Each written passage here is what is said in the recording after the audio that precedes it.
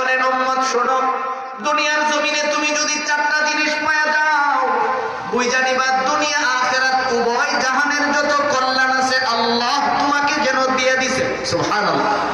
ওই এক নাম্বার কলবুন শাকির।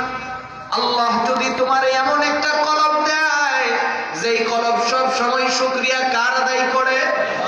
আরো জোরে বলুন না কার? দুই নম্বরে নবীজি বলেন ওয়ালিসানুন যাকির। আল্লাহ যদি তোমার এমন একটা জবান দেয় যেই জবান সব সময় জিকির করে কার? তিন নম্বরে নবীজি বলেন ওয়া বাদানুন আলাল বালাই সাবির।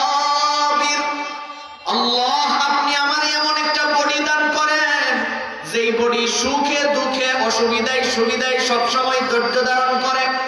চার নম্বরে নবীজি বলেন ওয়া যাওজাতুন লা তাবগিহি খাওনান আলা নাফসিহা ওয়ালা মালিহি। আল্লাহ যদি তোমার স্ত্রীকে এমন বানা দেয় যে নিজের সতীত্বর হিফাজত করে এবং স্বামীর মালের হিফাজত করে। কি করে? নিজের সতীত্বর হিফাজত করে এবং স্বামীর মালের হিফাজত করে।